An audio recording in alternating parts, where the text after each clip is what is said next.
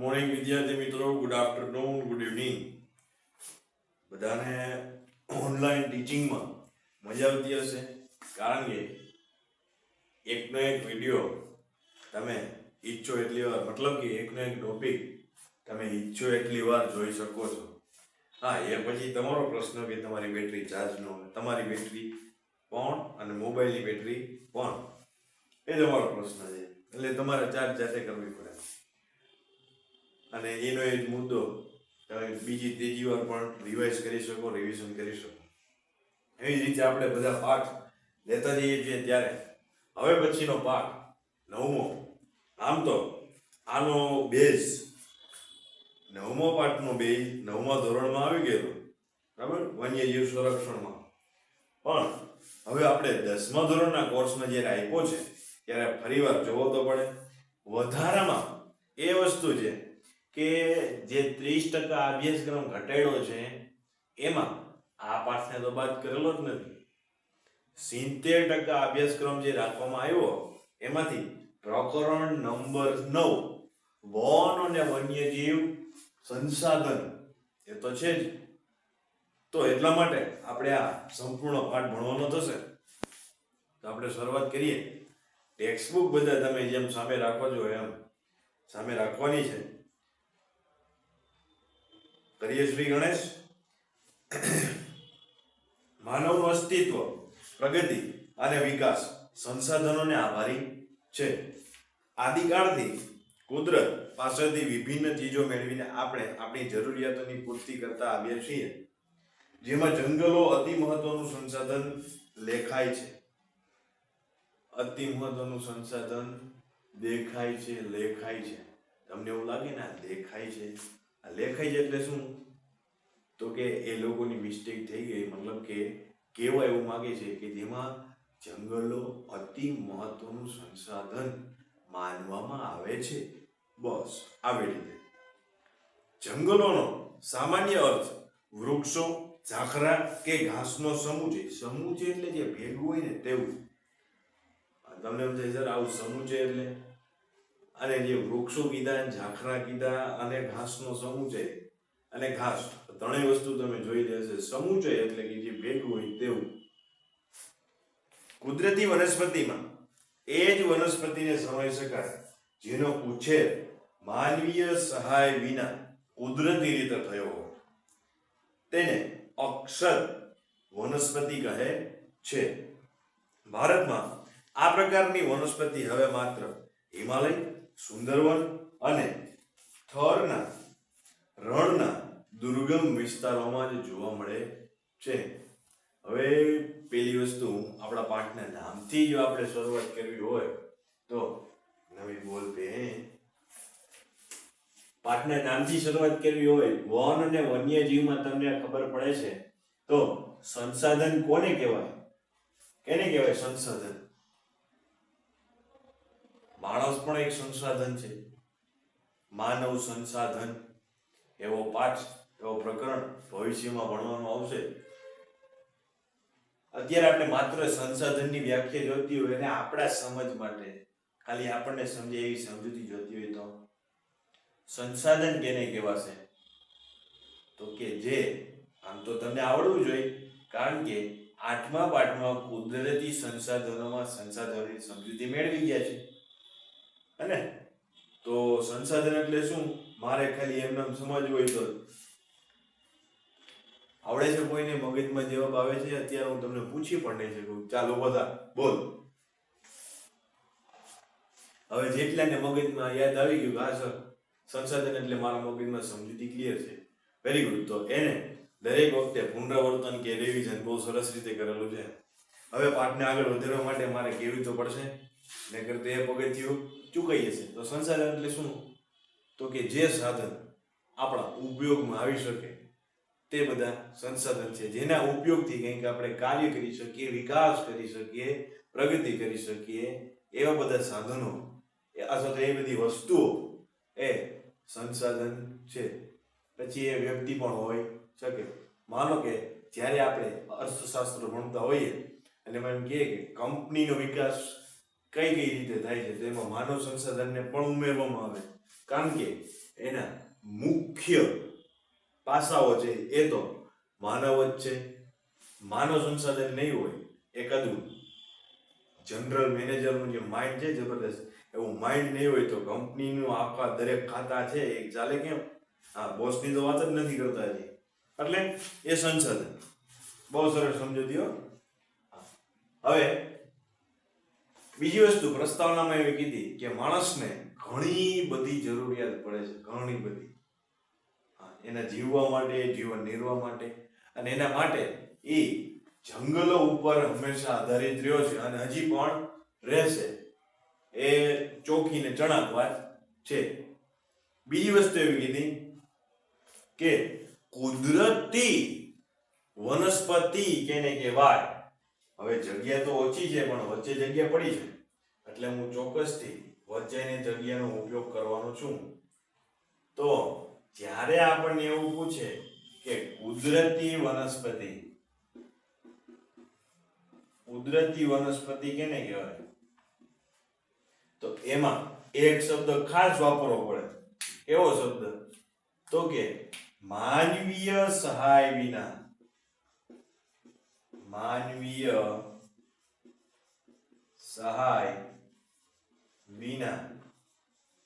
જેનો ઉછેર થયો હોય એવી કુદરતી સંપત્તિ છે. અને એને શું કહેવાય? તો કે એને છે ને અક્ષત કહેવાય. કેવી? અક્ષત. અક્ષય ને એવો અક્ષત. એ બધી કુદરતી સંપત્તિ અથવા તો કુદરતી વનસ્પતિ છે. અને સંપત્તિ પણ કહી શકાય કે જેનો ઉછેર કુદરતી રીતે થયો હોય, માનવીય સહાય વિના, માનવની સહાય મેળવી ન હોય, એ બધી કેવી છે? કુદરતી છે. અને એને કહેવાય શું? તો કે એને અક્ષત કહેવાય. તમારા કોઈ મિત્રનું નામ અક્ષય હોય તો એ અક્ષય, ભાઈ બહેનનું નામ અક્ષય હોય તો અક્ષય ભૂલથી લખી નથી નાખવાનું, અક્ષત કહેવાય. હવે જે અક્ષત નથી તો એ કેવું છે? તો કે એ વસ્તુ હોય કે પછી કોઈ પણ એવા સંસાધન હોય જે માનવની સહાયથી થયા છે, એ બધા જો અક્ષત ન કહેવાય તો કેવા કહેવાશે? એ બધા કહેવાશે ક્ષત. કેવા? ક્ષત. પડે આટલી ખબર? પડે ને? બસ. તો આને હું ધીમેકથી ભૂસી નાખું. કેવી રીતે? ધીમેકથી. જોયું? ચોકે ન ઉડે. ક્યાંથી ઉડે? સ્કેચ પેનથી લખતા હોય તો મગજ તો જો લો તમે બધા. બીજી મહત્વની વાત હતી કે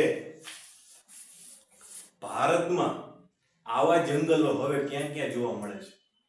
એ જે લાઈન આવી એમાં આપણે અંડરલાઈન કરવાની છે.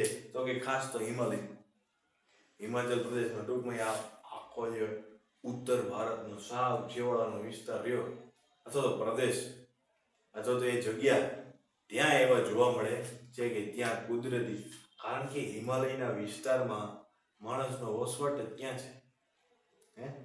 અને હવે સિયાચીનની સરહદ વિશે એટલું બધું પ્રખ્યાત થઈ ગયું છે કે તમારા જેવડા સ્ટુડન્ટને કહેવાની જરૂર નથી પડતી. તમારા જેવડી ઉંમરે જ્યારે અમે સાંભળતા તો અમને નવીન લાગતું કે ઓહો, સૈનિકો રાજસ્થાનમાં આવી ગરમીમાં રહે છે.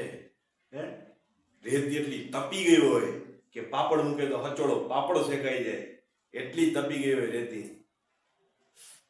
પણ અત્યારે આ ડિજિટલ યુગ આવી ગયો છે.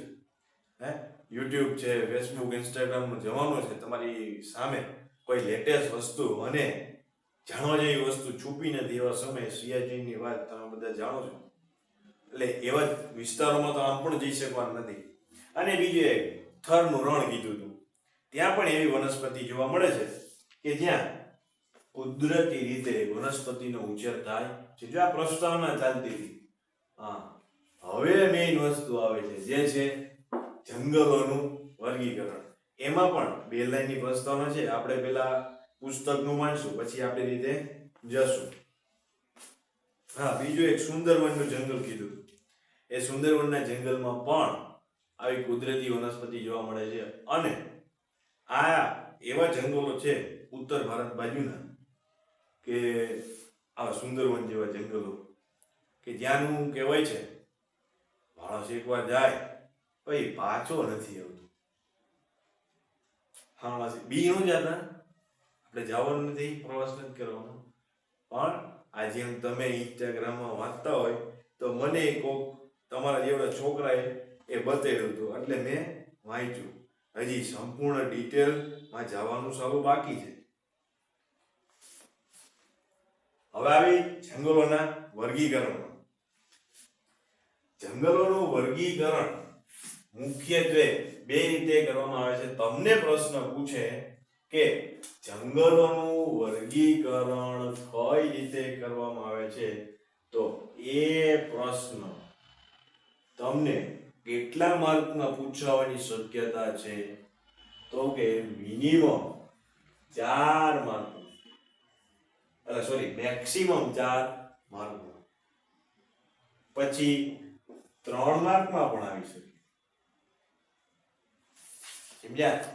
3 માર્કમાં પણ આવી શકે, અને બહુ મહત્વનો નથી લાગતો તો 2 માર્કમાં પણ આવી શકે. પેપર કાઢનારને કે આ તો બહુ સહેલું છે, આ તો આવડવું જ જોઈએ એવું ઈચ્છતા હોય તો 1 માર્ક આનો ને 1 માર્ક આનો એમ કરીને ખાલી 2 માર્કમાં જ રાખે. સમજ્યા? એટલે આ તમારા માટે એક માઇન્ડ ચાર્ટ જેવું સામે પડ્યું છે. તમે જુઓ કે તમારી ટેક્સ્ટ બુકમાં આવું કઈ આપેલું નથી. ટેક્સ્ટ બુકમાં તો માત્ર લાઇન્સ લખેલી છે, રાઇમ્સ નહીં હો. હા, સાંભળવામાં કોઈને ભૂલ થતી હોય તો કાન છે થોડા ખંખેરી નાખજો. હું એમ કહું છું, લાઈન લખેલી છે. આ જે તમને સામે દેખાય છે એનો તમારે સ્ક્રીનશોટ લઈ લેવાનો છે, અને તમારી સહેલાઈ માટે તમે આને તમારા પેપરમાં પણ લખી શકો વ્યવસ્થિત રીતે, અથવા તો એકદમ સફેદ કોરો કાગળ હોય એમાં આ ચાર્ટ લખી અને તમારા જે વાંચવાના ટેબલ હોય એની આજુબાજુમાં ચોંટાડી શકો. એટલે જ્યારે વાંચવા બેસો ત્યારે તમને સીધું યાદ આવી જાય. સમજાય છે કે નહીં? સ્ક્રીનશોટ લેતા ફાવે કે નહીં? સ્ક્રીનશોટ લઈ લ્યો એટલે આનો ફોટો આવી જાય બિંદાસ. પછી વચ્ચે વચ્ચે જેટલું સરે બોર્ડમાં લખ્યું હોય તમારે જોતું એ શું કરવાનું? તમે બધા મોબાઈલ વાપરો છો એટલે ખબર હોવી જોઈએ, સ્ટોપ કરવાનું, પછી થોડીક વાર થંભવાનું, અને પછી સ્ક્રીનશોટ લઈ લેવાનો, પછી પાછું પ્લે કરી દેવાનું. તમારી પાસે એક જે નવો શબ્દ સમજાયો હોય એની સમજૂતી રહી જાય. હવે હા, આપણે કહેતા હતા કે આ જંગલોના વર્ગીકરણની 2 લાઈન આપી છે, આપણે જોઈ છે. તો આમાં એવું કહે છે કે આ વર્ગીકરણ જુદી જુદી દ્રષ્ટિએ કરવામાં આવે છે. આબોહવાને આધારે જંગલના પ્રકાર ધોરણ 9 માં શીખી ગયા, જો કીધું ને, એટલે જ આપણે ભણ્યા હતા. બાકી આ શું કામ સર, આ તો એટલું બધું ઇમ્પોર્ટન્ટ નથી. પણ મેં કીધું હતું કે ભાઈ 10માં આવે છે અને તમારે એટલા માટે 9માં કરવું પડશે. આગળ અહીં આપણે વહીવટી તથા માલિકી અને વ્યવસ્થાપનની દ્રષ્ટિએ પડતા જંગલોના પ્રકારો વિશે જાણીશું. તો જાણીએ. ચલો, આ 2 રીતે આપણને આપ્યું છે, વહીવટી દ્રષ્ટિએ અને માલિકી, વહીવટ અને વ્યવસ્થાપનની દ્રષ્ટિએ. વહીવટ એટલે શું? તો કે જેને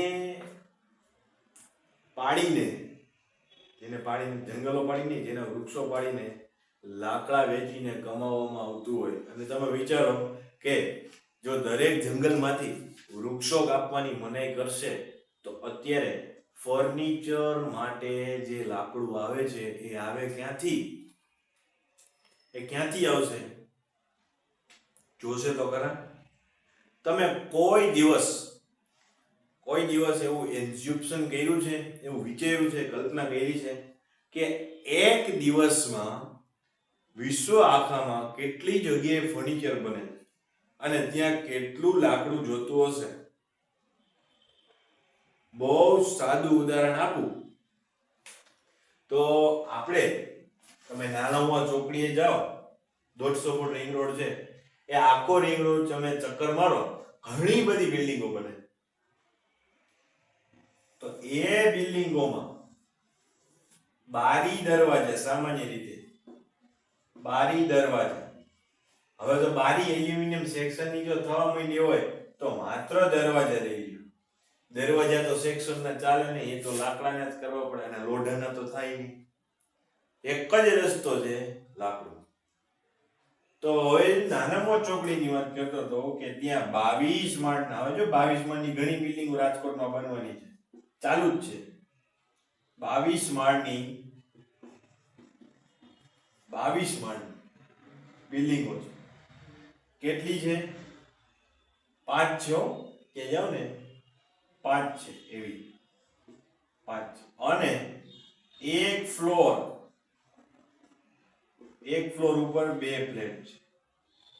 હવે આ ગણતરી તમારી ઉપર રાખું કે કેટલા ફ્લેટ થશે, અને જેટલા ફ્લેટ થાય એટલા દરવાજા તો ખરા. અને હવે પછી એક ફ્લેટમાં જેટલું પણ તમે ફર્નિચર જોવો એ પુષ્કળ અઢળક ફર્નિચર. આવી આપણે ખાલી એક બિલ્ડિંગનું નામ બધાને ખબર હશે, કેવું છે? Silver heights. જો મારા બાપુજીની તો છે નહીં, મારા પિતાશ્રીની વિઝડમ વિશિષ્ટ શબ્દ વાપરું છું, એમની તો છે નહીં, એટલે હું કઈ એડવર્ટાઇઝ કરતો નથી, આપણે શીખીએ છીએ. એટલે જો આવી ગણતરીથી તમે ચાલો તો લાકડાની જરૂર તો પડવાની છે 110%. તો એના માટે અમુક જંગલો સરકાર અલામત રાખી છે કે આમાંથી કાપીને મોકલવાના વગેરે વગેરે. તો એવા વહીવટની દ્રષ્ટિએ કે જેમાંથી કંઈક વહીવટ થતો હોય, એવી વહીવટની દ્રષ્ટિએ જંગલોના 3 પ્રકાર પડે છે. 3 પ્રકાર. એમાં જો પહેલું છે અનામત જંગલો. દરેકમાં 2 વસ્તુ યાદ રાખવાની છે હંમેશા મતલબ કે આ 6 માં પહેલો મુદ્દો શું આવશે ખબર છે? પહેલો મુદ્દો કે કોના નિયંત્રણમાં છે, આ વસ્તુ તમારે પૂછવાની, કોના નિયંત્રણમાં છે. અને એનો જવાબ દરેકની પહેલી લાઈનમાં મળી જશે. એટલે દરેકનો પહેલો મુદ્દો પાકો થઈ ગયો. જો અનામત જંગલ, પહેલો મુદ્દો શું કીધો? તો કે સીધા સરકારી તંત્રના નિયંત્રણમાં.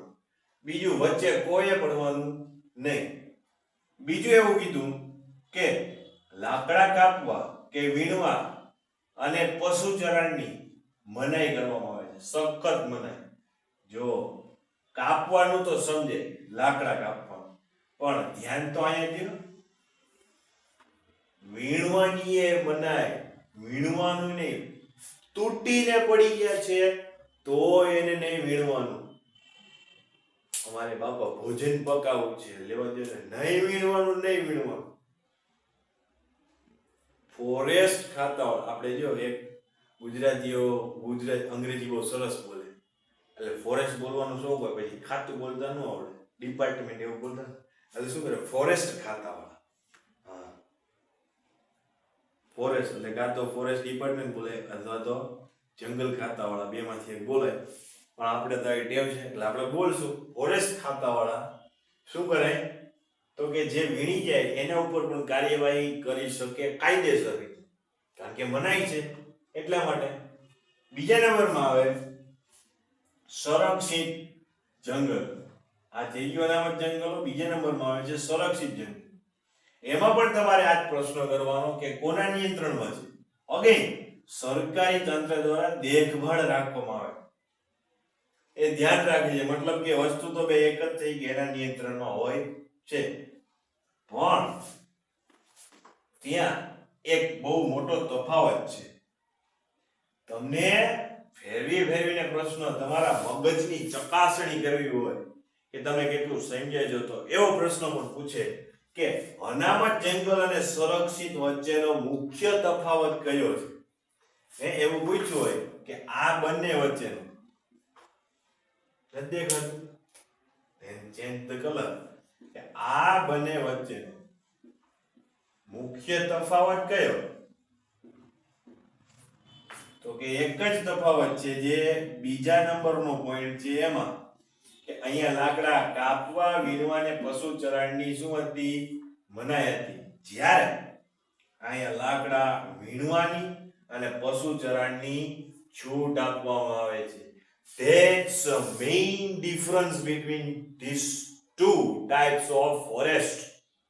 Understood? Very good. પણ સાથે તમને એક શરત આપી છે કે વૃક્ષોને હાનિ પહોંચાડ્યા સિવાય, એટલે આ શરત છે, કન્ડિશન્સ એપ્લાય. ખબર છે ને, આ શેની નિશાની છે? તમે કોઈ ઓફર વાંચો છો, કોઈ પણ કંપનીની હોય તો એમાં કન્ડિશન્સ એપ્લાય અને લખવું હોય તો આવી નિશાની કરે. તો આ નિશાની છે, જો મેં નિશાની દર્શાવી, એની શરત છે કે વૃક્ષોને હાનિ પહોંચાડવાની નહીં.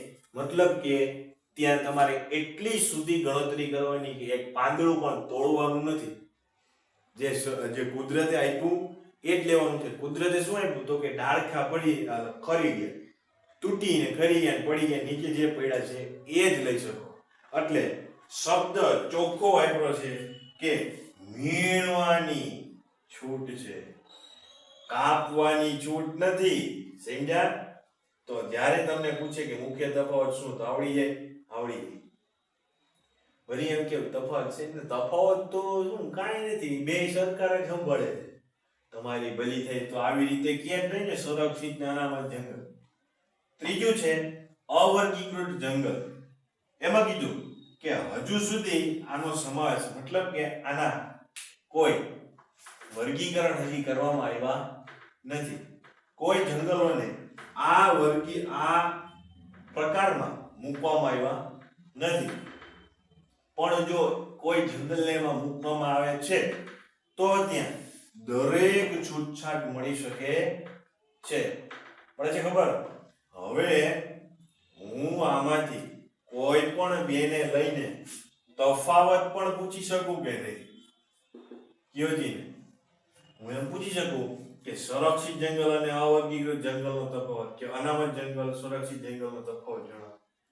પૂછી શકું કે નહીં? પૂછી શકું. રેડી? પડે છે આટલી ખબર? ટેક્સ્ટ બુકની લાઈન વાંચી જાઉં છું, જે સમજાય એ જ છે. વહીવટી દ્રષ્ટિએ જંગલોના પ્રકાર, એમાં પેલું અનામત જંગલો. આ પ્રકારના જંગલો સીધા જ સરકારી તંત્રના નિયંત્રણમાં હોય છે. એમાં લાકડા કાપવા કે વીણવા તથા પશુ ચરાણ માટેની પ્રવેશ કરવાની મનાઈ કરવામાં આવેલી હોય છે. હવે તમારે એક વસ્તુ સાથે યાદ રાખવાની છે કે આ દરેક નામોને અંગ્રેજીમાં શું કહેવાય છે.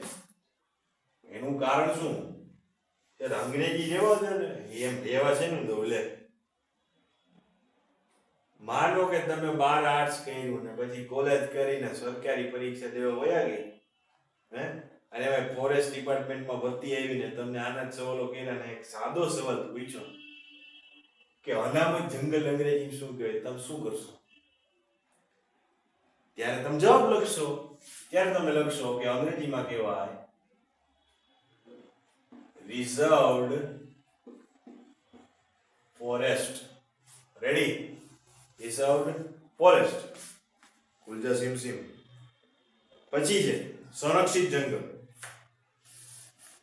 આ પ્રકારના જંગલોની દેખભાળ સરકારી તંત્ર દ્વારા થાય છે. વૃક્ષોને હાનિ પહોંચાડે સિવાય લાકડા વીણવાની કે પશુ ચરાવવાની સ્થાનિક લોકોને છૂટ હોય છે.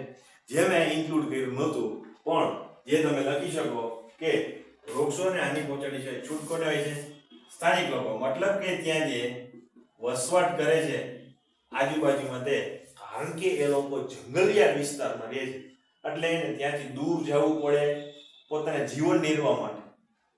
એટલે એને એ જ વિસ્તારમાં કંઈક ને કંઈક મળી જાય, ભોજન પકાવવા માટે કે ફળ ફ્રૂટ મળી જાય.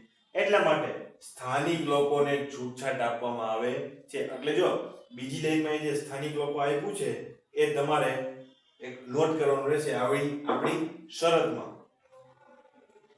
બીજું, આપણે સંરક્ષિત જંગલ હતા, શું કહેશે એને?